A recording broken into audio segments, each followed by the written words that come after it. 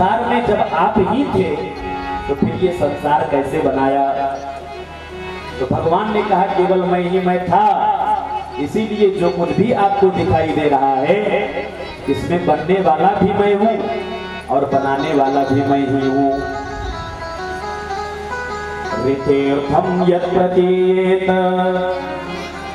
न प्रतीयेत चात्मनि तद विद्यादात्मनो मायां यथा भासो यथा तमः। ये मेरी माया मां माने नहीं या माने जो है तो नहीं पर प्रत्यक्ष दिखाई पड़ती है। और इसी माया के साम्राज्य में ये सारा संसार कठपुतली के समान नृत्य करता रहता है। इसलिए ब्रह्मा जी को बड़ा दिव्य उपदेश दिया भगवान ने और कहा सबसे पहले जाकर के तपस्या करो। जब आप तपस्या करोगे तब आपको सृष्टि करने की शक्ति आएगी। तब ब्रह्मा जी ने दिव्य 100 वर्षों तक भगवान की तपस्या की। 100 वर्षों के बाद ब्रह्मा जी ने सृष्टि करना शुरू किया। भागवत के 10 लक्षणों के बारे में भी भगवान ने, श्री सुखदेव भगवान ने परीक्षित को बताया। जितने भी पुराण हैं सारे पुराण 5 लक्षणों से समन्वित हैं, लेकिन श्रीमद् भागवत महापुराण 10 लक्षणों से समन्वित है। अत्र सर्गो विसर्गश्च अस्थानं पोषणमूर्तयः मन्वन्तर ईशानुकथा निरोधो मुक्तिराश्रयः। ये भागवत के 10 लक्षण हैं और इन्हीं 10 लक्षणों के कारण भागवत का वैशिष्ट्य है, इसकी महिमा है। इसका नाम है भागवत। भागवत का मतलब क्या होता है? भगवता प्रोक्तम भागवतम। भगवान ने जो अपने मुख से गाया हो या जो कहा हो उसका नाम है भागवत। अरे भाई, ये सबसे पहले भगवान श्रीमन्नारायण प्रभु की मुख से ये फल टपका तो ब्रह्मा की डाली पर आकर के लटका, और जब ब्रह्मा की डाली से टपका तब व्यास की डाली पर आकर के लटका, और जब व्यास की डाली से टपका तब नारद जी की, व्यास जी की डाली से जब टपका तब आकर के सुखदेव रूपी डाली पर अटका, और जब सुखदेव रूपी डाली से ये फल टपका तो परीक्षित के माध्यम से आज हम सभी लोगों के सम्मुख ये फल उपस्थित है। तो ये कोई साधारण फल नहीं है, भगवान श्रीमन्नारायण प्रभु के मुख का ये फल है। इसका नाम है भागवत। भगवता प्रोक्तम भागवतम। भगवान ने जिसे अपने मुख से गाया हो उसका नाम भागवत है। इदं भागवतम नाम पुराणं ब्रह्म संहितं उत्तम श्लोक चरितं चकार भगवान ऋषि। उत्तम मतलब श्रेष्ठ, श्लोक मतलब है जिनकी कीर्ति। ऐसे उत्तम श्लोक भगवान के गुणानुवाद इसमें भरे पड़े हैं, इसलिए इसका नाम भागवत है। जैसे नदियों में गंगा श्रेष्ठ है, देवताओं में भगवान अच्युत श्रेष्ठ हैं, वैष्णव में परम वैष्णव शंकर भगवान हैं, उसी प्रकार से पुराणों में महापुराण श्रीमद् भागवत महापुराण है। निम्नगानां यथा गंगा देवानां अच्युतो यथा वैष्णवानां यथा शंभो पुराणानां इदं तथा। जैसे नदियों में गंगा श्रेष्ठ है और देवताओं में भगवान अच्युत श्रेष्ठ हैं, वैष्णव में परम वैष्णव श्री शंकर भगवान हैं, उसी प्रकार से पुराणों में महापुराण श्रीमद् भागवत महापुराण है। भगवान कहते हैं हम भाव के भूखे हैं, हम श्रद्धा के भूखे हैं, हम विश्वास के भूखे हैं। संसार के लोग पदार्थ के भूखे हैं पर भगवान भाव के भूखे हैं। आपके दरवाजे पर कोई आए, आप बढ़िया 56 प्रकार का व्यंजन बना करके उसको खिलाओ, जहां जाएगा आपके गुण को गाता रहेगा। अरे भैया पांडे जी के यहाँ गए थे, बड़ा दिव्य भव्य स्वागत हुआ। जहां जाएगा आपके गुणानुवाद को गाता रहेगा। लेकिन भगवान कहते हैं हम पदार्थ के भूखे नहीं हैं, हम भाव के भूखे हैं। दुर्योधन के यहाँ 56 प्रकार का व्यंजन तैयार था। दुर्योधन के यहाँ के 56 प्रकार के व्यंजन का त्याग करके भगवान विदुर के पास घर पर गए और वहां पर साग रोटी खाए। क्यों? दुर्योधन के यहाँ किस बात की कमी है और विदुर जी के यहाँ किस बात का, कौन सी बात है जो भगवान गए विदुर जी के यहाँ? बोले दुर्योधन के घर में भाव का अभाव है, भाव नहीं है, और विदुर जी के घर में भाव का प्रभाव है। इसलिए भगवान विदुर जी के यहाँ गए। भगवान कहते हैं भाव का भूखा हूं मैं, भाव ही एक सार है। भाव से मुझको भजो तो भव से बेड़ा पार है। भाव बिन झूठी पुकार मैं कभी सुनता नहीं, और भाव में एक फूल है तो भी मुझे स्वीकार है। और अंत में भगवान ने कह दिया कि बांध लेते हैं भक्त मुझे जब भाव की जंजीर में, इसीलिए इस धरा पर होता मेरा अवतार है। वैसे परमात्मा अजन्मा है, जन्मादि विकार रहितस्यापि यतः यत्र वसुदेव गृहे जन्म। उस परमात्मा का न तो जन्म होता है न कभी उसकी मृत्यु होती है। फिर भी आप जैसे भक्त जब उस ब्रह्म को अपने प्रेम रूपी, श्रद्धा रूपी, भक्ति रूपी जंजीर में जब बांध लेते हैं, जकड़ लेते हैं, तब उस परमात्मा को इस धरातल पर आना ही पड़ता है। भगवान कहते हैं मैं काष्ठ में वास नहीं करता, मैं पाषाण में वास नहीं करता। तो वास कहाँ करते हैं? बोले मेरा भक्त जहां पर मुझको पुकारे मैं वहीं से प्रकट हो जाता हूँ।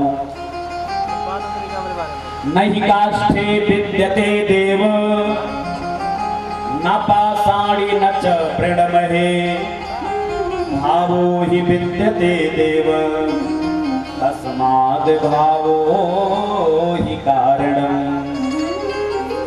परमात्मा तर्क का विषय नहीं है, परमात्मा परीक्षा का विषय नहीं है।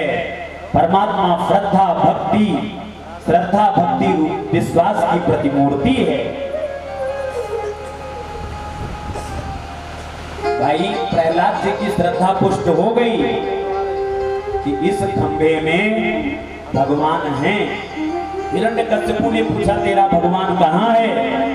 प्रहलाद जी ने कहा पिताजी आपका प्रश्न ही गलत है। अरे प्रश्न ये कीजिए मेरा भगवान कहाँ नहीं है? मेरे प्रभु की सत्ता कण कण में प्रतिष्ठित है। तो हिरण्यकश्यपु ने कहा तो स्तंभे किम न दर्शयामि, अगर तेरा भगवान कण कण में विराजमान है तो मुझको इस स्तंभ में, इस खंभे में दिखाई क्यों नहीं दे रहा है? तो प्रहलाद जी ने कहा इस खंभे में मेरे प्रभु का वास है। तो भगवान कहाँ? जहां भक्त की हाँ भगवान वहां। नरसिंह बसे प्रतिखंभन में, पर प्रकटन को प्रहलाद कहाँ है? नरसिंह भगवान तो आज भी प्रत्येक स्तंभ में वास करते हैं, और अब इस धरती पर प्रकट करने वाला प्रहलाद ही नहीं रह गया। प्रहलाद ही नहीं बचे इस धरती पर प्रकट करने वाले, बाकी नरसिंह भगवान तो आज भी प्रत्येक स्तंभ में वास करते हैं। परीक्षित ने हाथ जोड़ करके कहा महाराज कृपा करके बताइए भगवान ने विदुर जी के ऊपर कैसे कृपा की?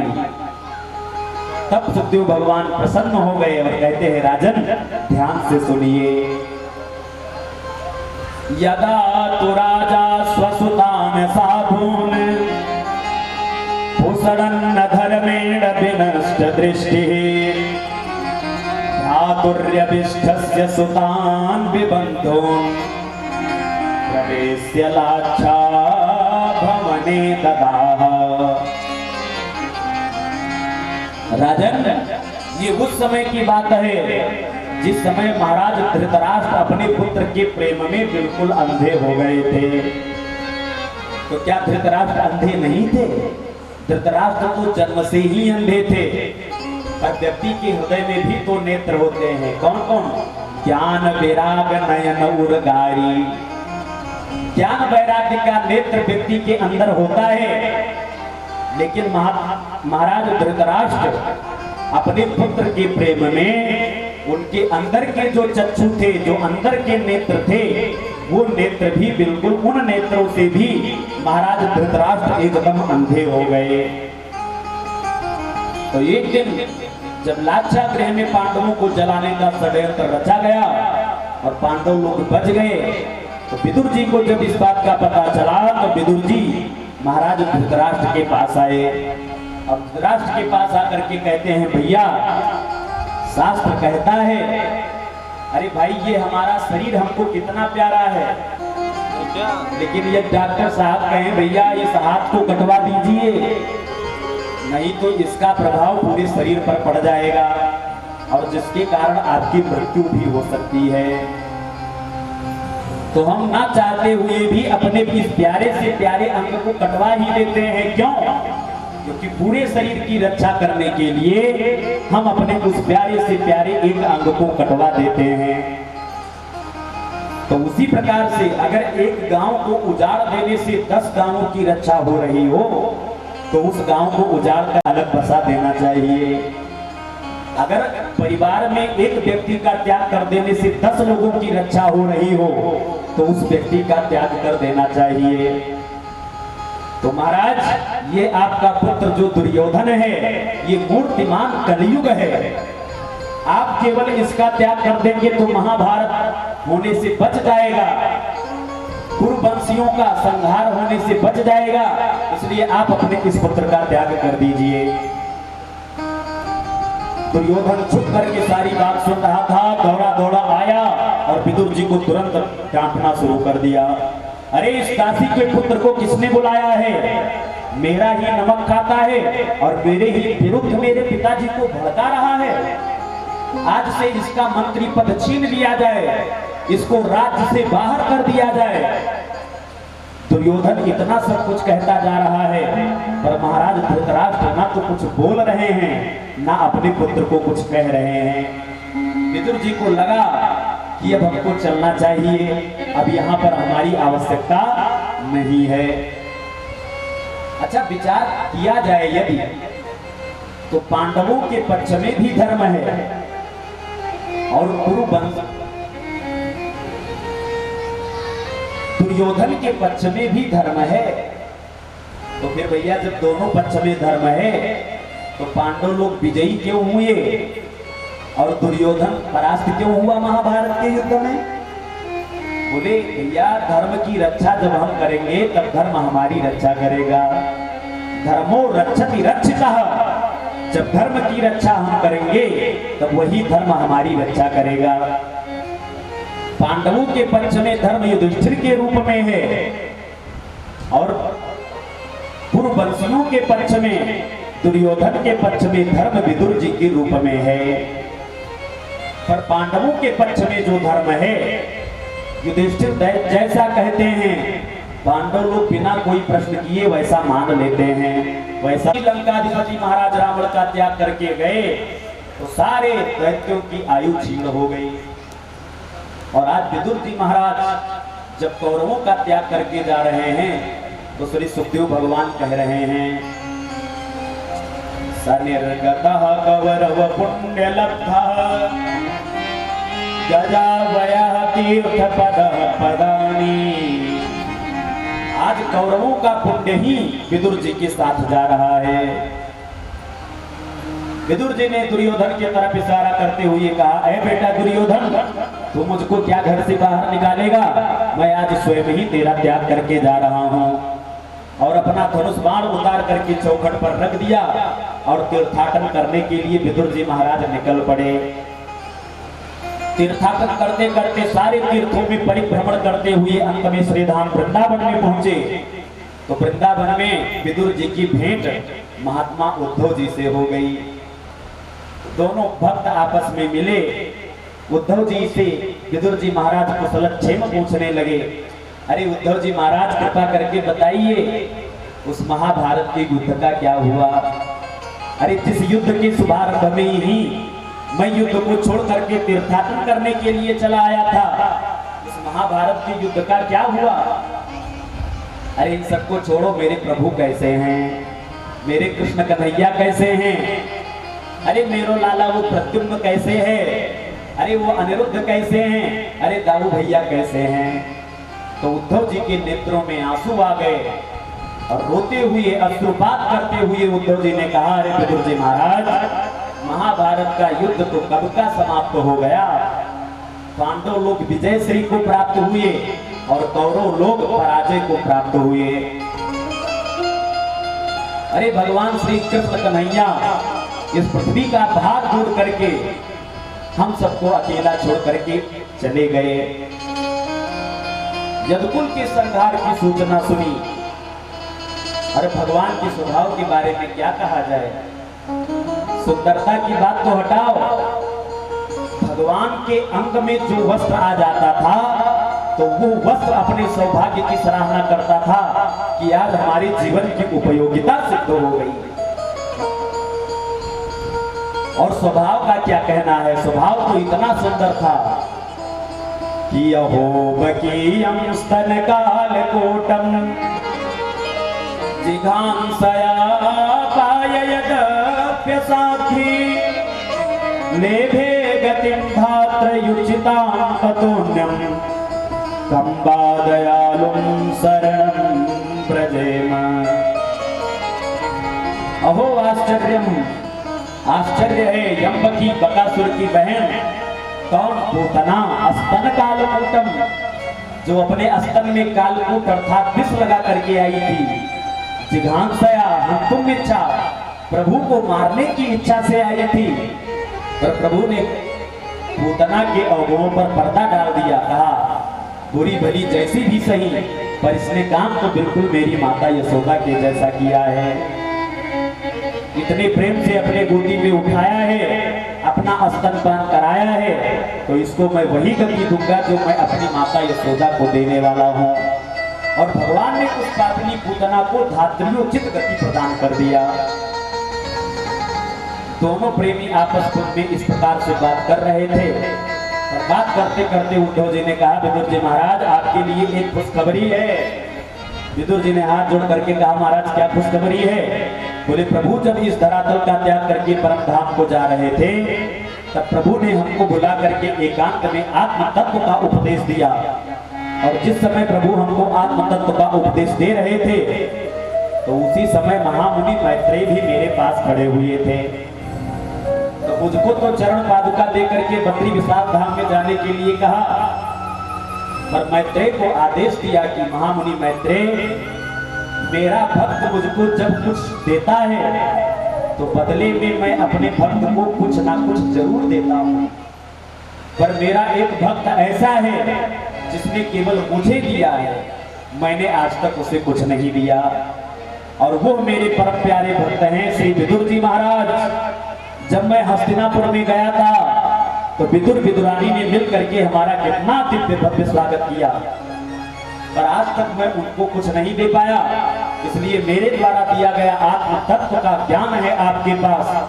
जब कभी आपकी भेंट विदुर जी से होगी तो ये आत्म तत्व का उपदेश आप विदुर जी को दे दीजिएगा। तो उद्धव जी ने कहा विदुर जी महाराज से कि आप जाइए और महामुनि मैत्रेय से मिलकर के आत्म तत्व का उपदेश सुनिए। विदुर जी के नेत्रों में आंसू आ गए। प्रत्येक जीव जब इस धरातल को छोड़ करके ऊपर जाता है तो वो यही प्रयास करता है कि मेरा मन भगवान के चरणों में लगा रहे, भगवान का नाम जपते जपते मैं इस कलेवर का त्याग करूं, पर उसके मुख से भगवान का नाम आता नहीं है। जन्म जन्म मोनि जतन कराही, जन्म जन्म मोनि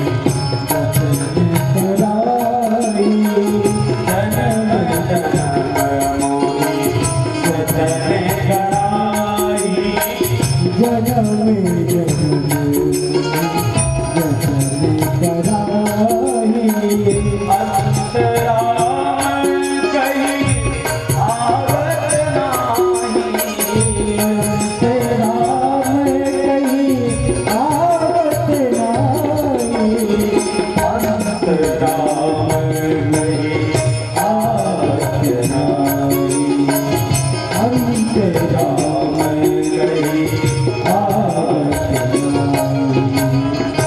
व्यक्ति जन्म जन्मांतर तक अभ्यास करता है, पर जब उसके जीवन का अंतिम क्षण आता है तब उसके मुख से भगवान का नाम नहीं निकलता है। और ऐसे प्रभु जब इस धरातल का त्याग करके परम धाम को जाने लगे तब वो मेरा चिंतन करते हुए गए। ये मेरे लिए बड़े सौभाग्य की बात है। तुरंत उद्धव जी के सामने हाथ जोड़ करके विदुर जी कहे, उद्धव जी महाराज कृपा करके बताइए कि महामुनि मैत्रेय से हमारी भेंट कहाँ होएगी, कैसे होएगी। तो उद्धव जी ने कहा, हरिद्वार में गंगा जी के तट पर कहीं ना कहीं आपको महामुनि मैत्रेय मिल जाएंगे। विदुर जी दौड़े दौड़े आए, गंगा जी के तट पर घूम रहे थे, महामुनि मैत्रेय को ढूंढ रहे थे कि महामुनि मैत्रेय ने जैसे विदुर जी को देखा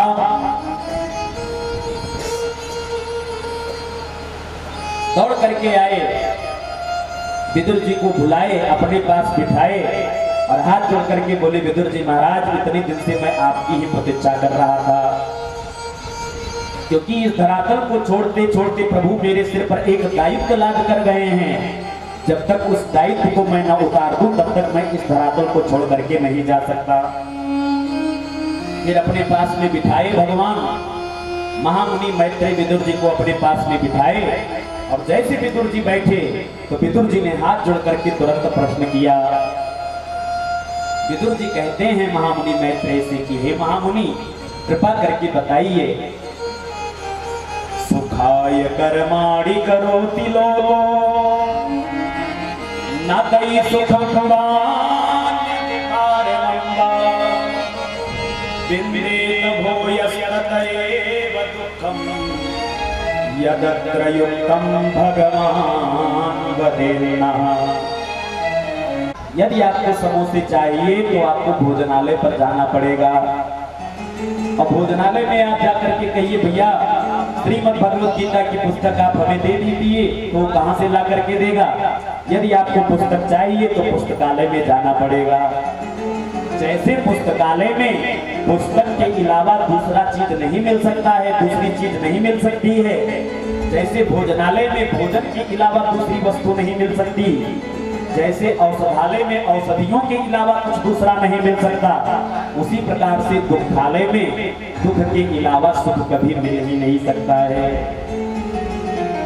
अब दुख भी एक प्रकार का थोड़ी ना है, कई प्रकार के दुख हैं। कोई तन दुखी, कोई मन दुखी, कोई धन बिन रहा, थोड़े थोड़े सब दुखी, सुखी राम के दास।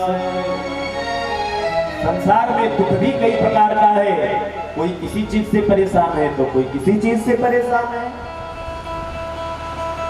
तो इसीलिए संसार में सुख है ही नहीं, सुख तो केवल भगवान के चरणारविंद में है।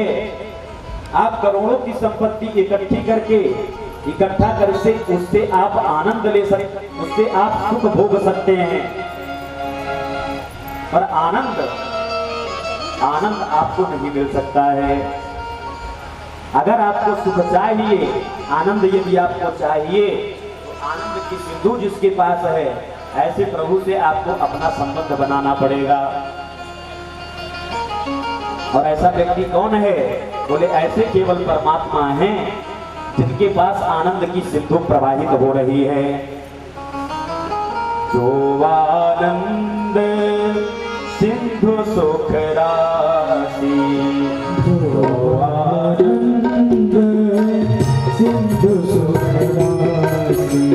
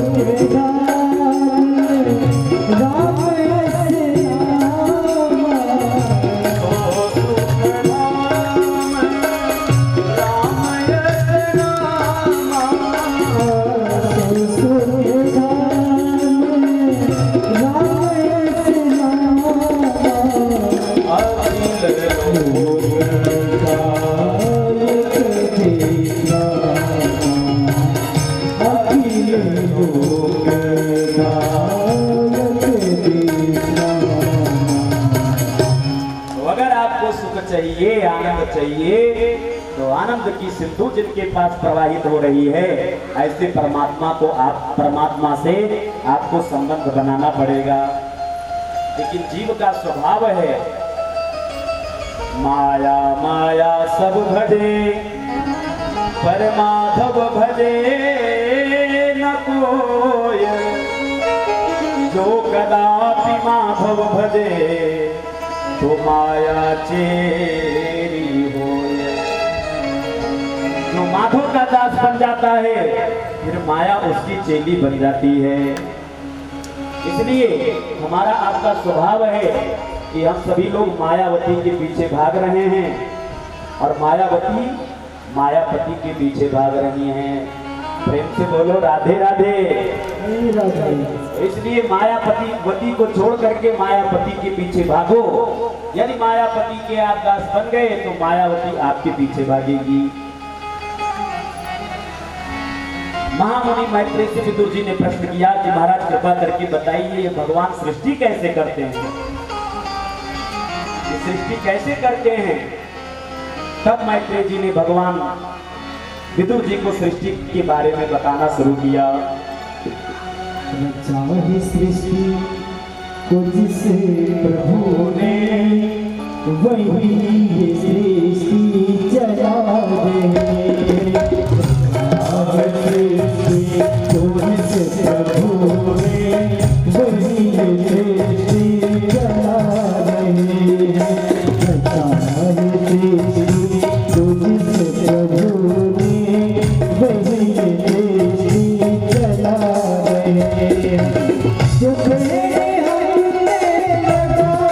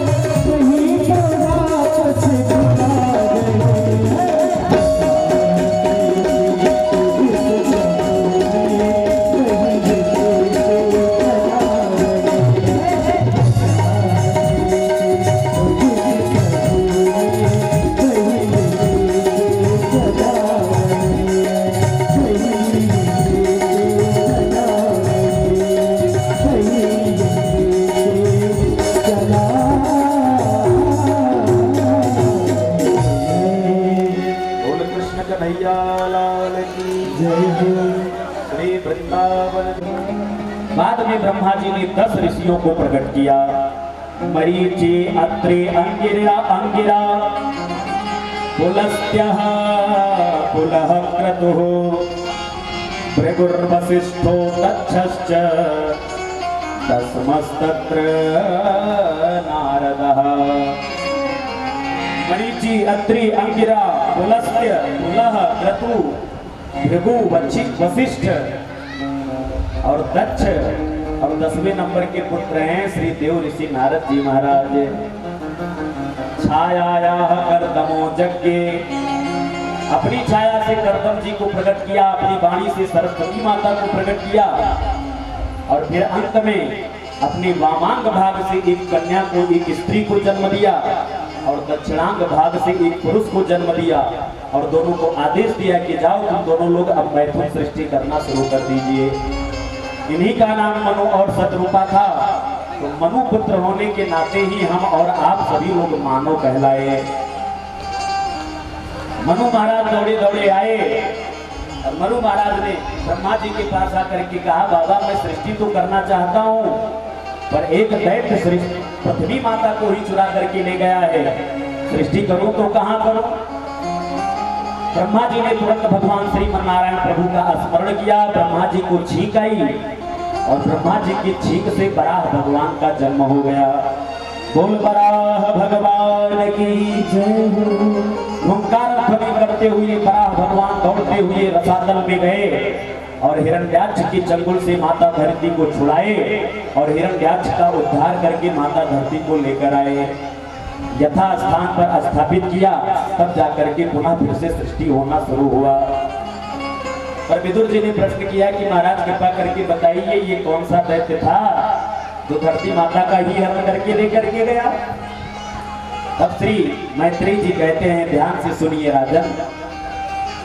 एक बार सनक सनंदन सनातन सनत कुमार ये चारों ब्रह्म ऋषि वैकुंठाधिपति लक्ष्मी नारायण भगवान का दर्शन करने के लिए वैकुंठ में पधारे। तो 6 द्वार तो पार कर गए पर 7वें द्वार में भगवान के पार्षद जय विजय नाम के पार्षद खड़े हुए थे। उन्होंने सनकादिकों को अंदर जाने से रोक दिया। तो जब रोक दिया तो सनकादिकों को क्रोध आ गया, दुष्ट तुमको पता नहीं है कि मृत्यु लोक से कितनी तपस्या करके, कितनी बड़ी तपस्या करके तब व्यक्ति यहाँ पर भगवान का दर्शन करने के लिए आता है और तुम दर्शन करने में व्यवधान खड़ा कर रहे हो। इसलिए जाओ, मैं तुझको श्राप देता हूँ, 1 जन्म नहीं 2 जन्म नहीं, अभी तो 3 जन्म तक तुम मृत्यु लोक में जन्म लो, तब तुम्हें समझ में आएगा। एसां प्रोभंग मात्रेण द्वारपालो हरेः पुराः भूमौ निपतितो सद्यो यन्त्रपातः पुरंगतो। तिरछी भ्रुकुटी करके 3 जन्म के लिए महाराज जय विजय नाम के पार्षद को मृत्यु लोक में ढकेल दिया। जब बाहर सांप की आवाज सुनाई दी तो भगवान नारायण स्वयं उठ करके मुख्य प्रवेश द्वार पर आए और द्वार पर आकर के हाथ जोड़ करके सनकादिकों के चरणों में किए प्रणाम। हाथ जोड़ करके बोले, महाराज ये मेरे दोनों पार्षद हैं, इनका नाम जय और विजय है। एतौ तौ पार्षदो मह्यं जयो विजय एव च तदर्थीकृत्य मां यद्वो बहुवक्राता अतिक्रमम्। हे महाराज ये मेरे दोनों पार्षद हैं, इनका नाम जय और विजय है। अरे सेवक का अपराध स्वामी का अपराध माना गया है, इसलिए इन्होंने आपका अपराध किया है, इसलिए मैं कहता हूं आप हमें भी दंड दीजिए। अरे महाराज अगर महात्माओं के, संतों के, ब्राह्मणों के विरुद्ध ये मेरी भुजा भी कोई गलत काम कर दे तो मैं अपने इस भुजा को भी काट करके फेंक दूं, और इन्होंने तो आपका अपमान किया है। यद ब्राह्मणस्य मुखतश्चरतो नुघासं नाहं तथास्मि यजमानः विर्विताने चोतदघृतप्लुतमुदं हतभुङ्मुखेन यद ब्राह्मणस्य मुखतश्चरतोऽनुघासम् तुष्टस्य मय्यवहितैर् निज कर्म पाकैः। भगवान कहते हैं कि मैं दो मुख से पाता हूँ। भगवान के मुख से ही ब्राह्मणों का जन्म हुआ और भगवान के मुख से ही अग्नि का जन्म हुआ। वेद भगवान कहते हैं ब्राह्मणोस्य मुखमासीत् और अंत में कहते हैं मुखात् अग्निरजायत। भगवान के मुख से ब्राह्मणों का जन्म हुआ और भगवान के मुख से ही अग्नि का जन्म हुआ। तो भगवान कहते हैं मैं दोनों मुख से पाता हूँ, अपने दोनों मुख से मैं पाता हूँ, अग्नि में स्वाहा और ब्राह्मणों के मुख में आहा। यदि ब्राह्मण को कोई बढ़िया भोजन करा दे और ब्राह्मण प्रसन्न होकर के यदि आशीर्वाद दे दे तो षोडशोपचार विधि से पूजन करने का जो पुण्य मिलता है वो व्यक्ति को वैसे ही पुण्य मिल जाए। इस प्रकार से बहुत सारे ब्राह्मणों की महिमा गई और अंत में शंकादिकों को बड़ी चिंता हुई कि प्रभु आप से अपराध हो गया, मैंने क्रोध में आकर के इतना बड़ा अपराध कर दिया। तो भगवान ने कहा देखो मेरी इच्छा के बिना पत्ता तक नहीं हिलता है, आपने जो कुछ भी किया है ये सब मेरी इच्छा से हुआ है। वही जय विजय नाम के पार्षद कश्यप जी की कई पत्नियां हैं। कश्यप जी की पत्नियां कई हैं, दिति, अदिति, तनु, काष्ठा, सुरसा, इला आदि कई पत्नियां हैं। इसमें जो सबसे बड़ी पत्नी है जिसका नाम है दिति, इसी से दैत्यों का कुल बढ़ा, दैत्य वंश चला और अदिति से देवताओं का वंश चला। तो एक बार दिति माता के हृदय में कामज्वर का बाण लगा तो दौड़ी दौड़ी अपने पति देव के पास आई और रति की याचना करने लगी। कश्यप जी ने कहा देखो देवी ऐसा घोर तमो बेला, ये गोधूली का समय है और गोधूली के समय में चार काम बिल्कुल नहीं करना चाहिए। कौन कौन काम? आहारम मैथुनम निद्राम स्वाध्याय च विशेषतः। गोधूली के समय कभी भोजन नहीं करना चाहिए। जो व्यक्ति गोधूली के समय भोजन करता है वो निश्चित ही बहुत बड़ा रोग से ग्रसित हो जाता है। मैथुनम कभी स्त्री वास नहीं करना चाहिए। जो स्त्री गोधूली के समय सगर्भा होती है, गर्भवती होती है, उस स्त्री के गर्भ से दुष्ट संतान का जन्म होता है। और निद्राम गोधूली के समय सोना नहीं चाहिए। जो गोधूली के समय सोता है उसके घर में दरिद्रता अपना वास बना लेती है। और स्वाध्याय च विशेषतः गोधूली के समय कभी विद्यार्थियों को पढ़ना नहीं चाहिए। जो विद्यार्थी गोधूली के समय पढ़ता है तो उसको जो याद भी होता है वो भूल जाता है, क्योंकि ये गोधूली के समय, गोधूली का समय खेलने का समय है, इसमें कोई काम नहीं करना चाहिए। कश्यप जी ने समझाया और दिति माता की समझ में नहीं आया तो भगवत इच्छा समझ करके कश्यप जी ने दिति के मनोरथ को पूर्ण किया। और जब दिति का कामज्वर शांत हुआ तब तो दिति हाथ जोड़ करके क्षमा प्रार्थना करने लगी। तो कश्यप जी ने कहा देखो देवी अब तो होना था सो हो गया। क्या हुआ महाराज? बोले आपके गर्भ से 2 आतंकवादियों का जन्म होगा। वो इतने बड़े आतंकवादी निकलेंगे कि त्रैलोक्य में त्राही मचा देंगे। दिति माता को बड़ा दुख हुआ, मेरे गर्भ से 2 आतंकवादियों का जन्म होगा। इस बात को ध्यान में रखते हुए दिति माता ने 100 वर्षों तक अपने पुत्रों को जन्म ही नहीं दिया। 100 वर्षों के बाद दिति माता ने अपने 2 पुत्रों को जन्म दिया। इन्हीं का नाम हिरण्याक्ष और हिरण्यकश्यपु पड़ा। देखते देखते पर्वताकार रूप हो गया दोनों भाइयों का। एक दिन छोटा भाई हिरण्याक्ष हाथ में उठाया गदा और अपने बड़े भाई हिरण्यकश्यपु के पास गया और कहता है भैया भगवान ने बल पराक्रम तो बहुत दिया है, पर लड़ने वाला आज तक कोई दिया ही नहीं। इसलिए मैं इस धरती पर लड़ने के लिए निकल रहा हूँ, दिग्विजय करने के लिए जा रहा हूँ। इस धरती पर कोई ना कोई हमसे लड़ने वाला तो मिलेगा ही। ऐसा विचार करके हिरण्याक्ष हाथ में गदा लेकर के और धरती पर युद्ध करने के लिए, दिग्भ्रमण करने के लिए, दिग्विजय करने के लिए निकल पड़ा।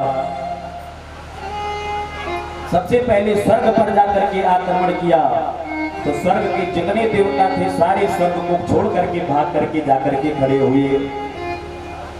इसके बाद जलाधिदेव वरुण के पास गया, हे भैया वरुण, मैंने तेरा बड़ा नाम सुन रखा है। वरुण देव ने मन में विचार किया कि इस दुष्ट से पीछा छुड़ा लेने में ही भलाई है। हाथ जोड़ करके बोले, महाराज जब मैं जवान था तब मेरे हाथों में बड़ी गुर्गी मचती थी, और अब मैं वृद्धावस्था को प्राप्त हो गया हूँ। जाओ, भगवान से प्रार्थना करता हूँ कि तुम्हारी इच्छा जल्द से जल्द पूरी हो। वरुण देव को भी धिक्कारते हुए चल जा रहा था कि रास्ते में नारद जी मिल गए, और नारद जी को पकड़ा और कहा, है बाबा, हमेशा नारायण नारायण करते रहते हो और लड़ना भिड़ना भी कुछ आता है?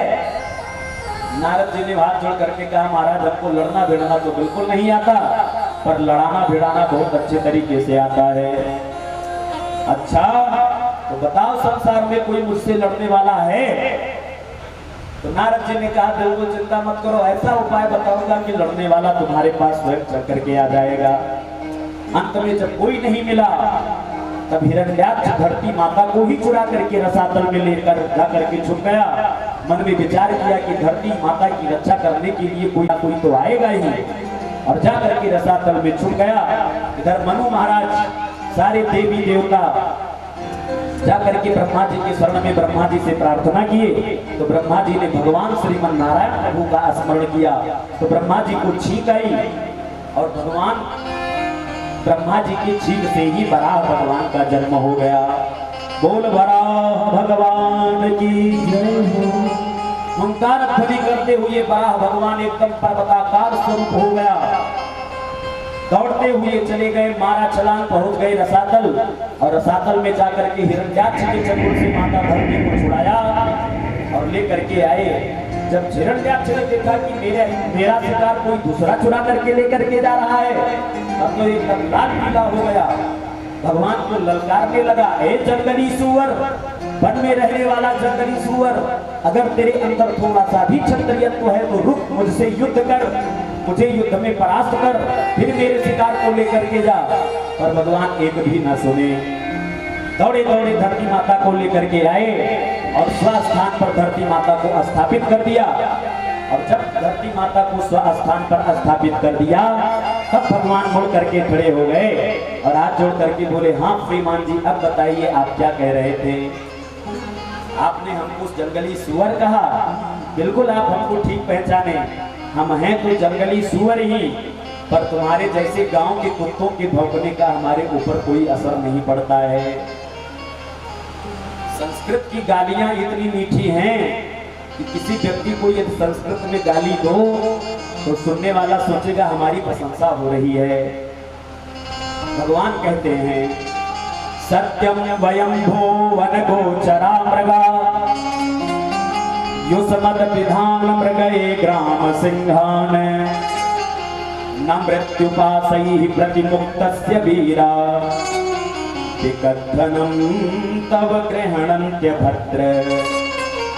भगवान ने कहा, अरे भी वीर, तुम मुझको ठीक पहचाने, हम हैं तो जंगली सुअर ही, पर तुम्हारे जैसे गांव के कुत्तों के भौंकने का हमारे ऊपर कोई असर नहीं पड़ता है। अब किसी को कहो, आइए भाई ग्राम सिंह, तो सुनने वाला सोचेगा हम अपने गांव में शेर की तरह रहते हैं, इसलिए हमको ग्राम सिंह कह रहा है। पर ग्राम सिंह नाम है कुत्ते का, जो अपने गांव में तो शेर की तरह रहता है, पर पराये के गांव में जाते ही उसका सारा सिंहत्व गायब हो जाता है।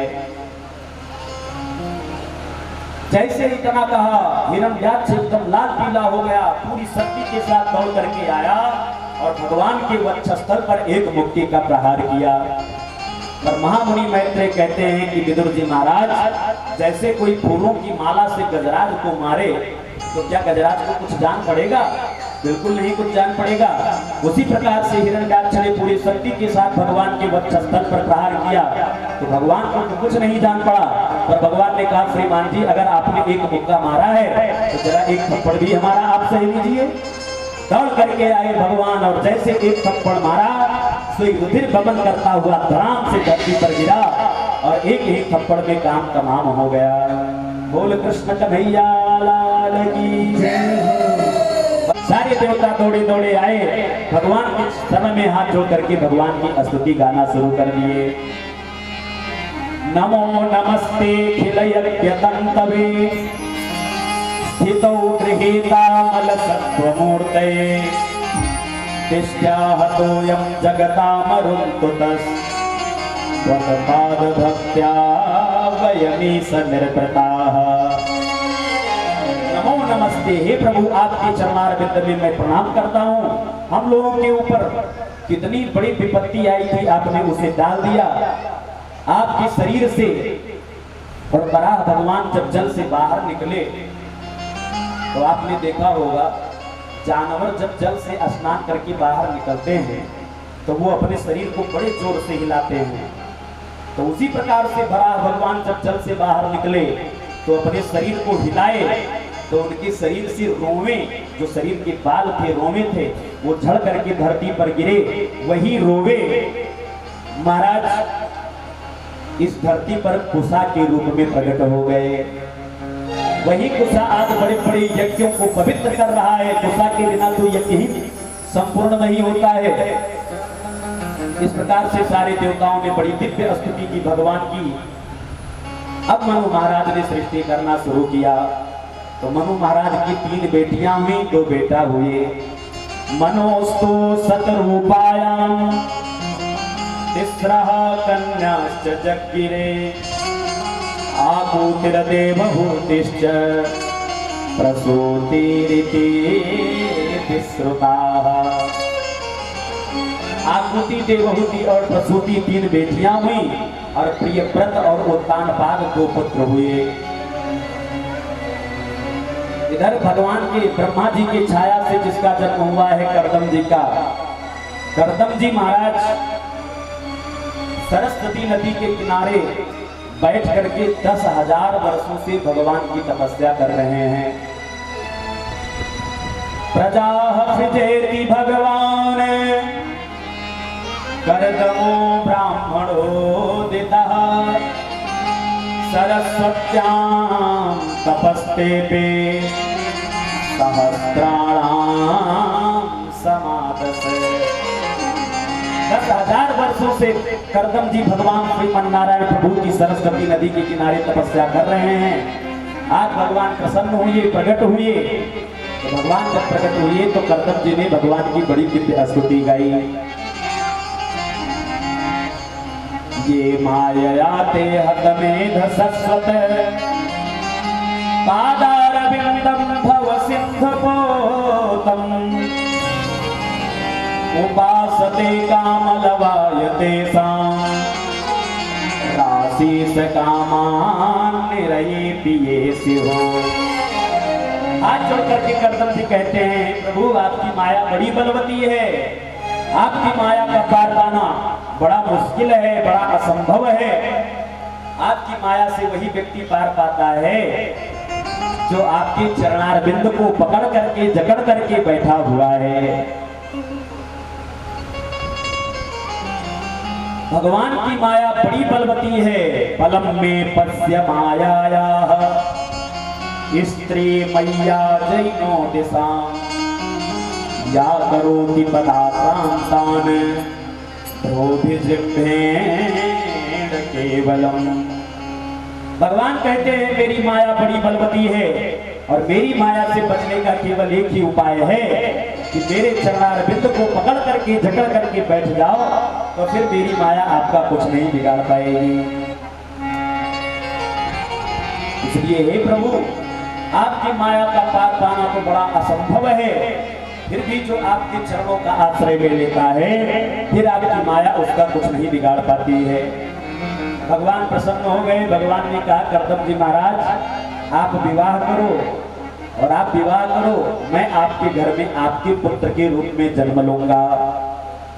सहाहं स्वां सकलया त्वद्वीरेण महामुने तव क्षेत्रे देवभूत्यां प्रणेष्ये तत्व संहिता।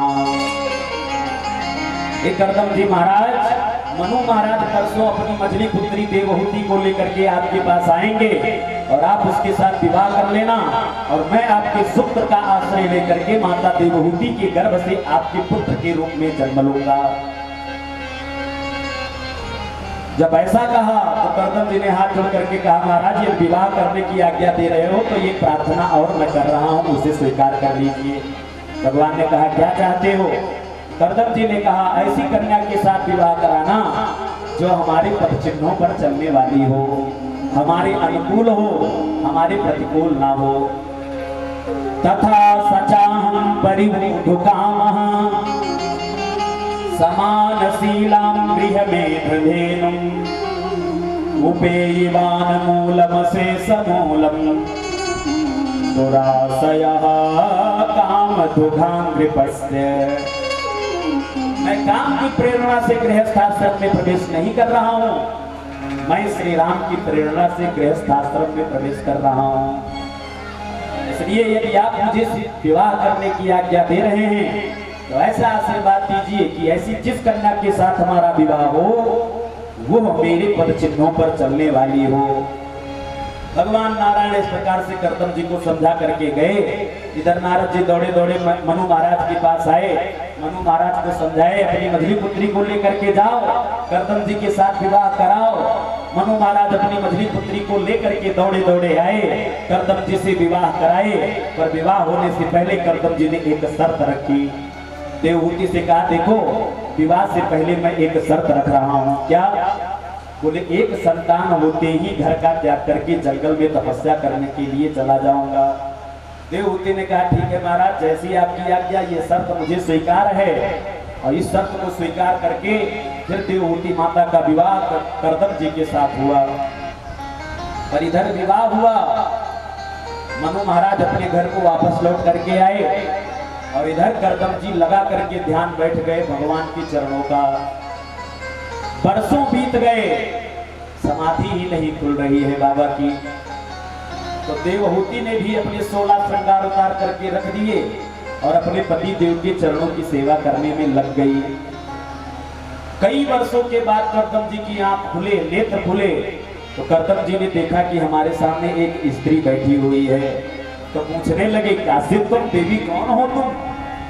तो देवहूति ने कहा, जय हो महाराज, आप हमको ही भूल गए। जब ज्यादा याद दिलाया तब करदम जी को समझ में आया कि ये तो मेरी पत्नी है, इसके साथ मेरा विवाह हुआ। तो प्रसन्न हो गए, वाह देवी, तुम्हारे पति सेवा से मैं बहुत प्रसन्न हूँ, मांगो क्या चाहती हो? देवहूति ने कहा, देखो महाराज, हम पत्नियों का धर्म है कि अपने पति की सेवा करें। मैंने अपने धर्म का पालन किया है, मैंने कोई उपकार थोड़ी ना किया है आपके साथ। लेकिन यदि आप कुछ मांगने को कह रहे हैं तो एक ही बात मैं आपसे कह रही हूँ कि महाराज गृहस्थ आश्रम में प्रवेश किए हैं तो ज्यादा नहीं, एक संतान तो होना ही चाहिए। करदम जी प्रशंसा करने लगे। तुष्टो मत्य तव मान विमान दाया शुश्रूषया परमया परया च भक्त्या यो देहि नामयमतीव सुहृत् स्वदेहो नावेक्षितः समुचितः क्षपेतुं मदर्थे। हे मनोनंदनी, हे मनु कुमारी, मैं तुम्हारी तपस्या से मैं बहुत प्रसन्न हूँ, वरदान मांगो। देवहूति ने कहा, महाराज हम गृहस्थाश्रम में आए हैं तो एक संतान तो होना चाहिए। तो करदम जी देवहूति के मनोरथ को समझ गए, तुरंत आदेश दिया कि जाओ देवी, सबसे पहले सरोवर में स्नान करके आओ। क्योंकि बरसों बीत गए, ठीक से स्नान नहीं किया तो वस्त्र भी मैले पड़ गए और शरीर भी मैला पड़ गया। सबसे पहले आदेश दिया, जाओ सरोवर में स्नान करके आओ। और जैसे माता देवहूति सरोवर की तरफ बढ़ी कि 10 कन्या 1000 कन्याएं उस सरोवर से बाहर निकल करके आई और माता देवहूति को लेकर के सरोवर के अंदर गई और उबटन लगा लगा करके इतना दिव्य स्नान कराया, इतना सुंदर श्रृंगार किया कि महामुनि मैत्रेय विदुर जी से कह रहे हैं, विदुर जी महाराज ऐसा लग रहा था कि मानो आज ही देवहूति माता का विवाह हुआ हो। बाहर निकल करके देवहूति माता आई, कर्दम जी ने तुरंत अपने हाथ में लिया जल और मंत्र पढ़ करके जैसे ही छोड़ा तैसे एक कामद विमान प्रकट हो गया। ये आजकल जो आप हवाई जहाज हेलीकॉप्टर आकाश में उड़ते हुए देख रहे हैं, ये सब कोई बहुत बड़ी रचना नहीं है। हमारे महात्माओं ने हजारों वर्ष पहले, लाखों वर्ष पहले अपने संकल्प मात्र से इन सब हवाई जहाजों को प्रकट कर दिया था। अरे इन हवाई जहाजों में तो डीजल पेट्रोल का भी झंझट है, और हमारे कर्दम जी ने जिस विमान की रचना की उसमें डीजल पेट्रोल का कोई भी झंझट नहीं है।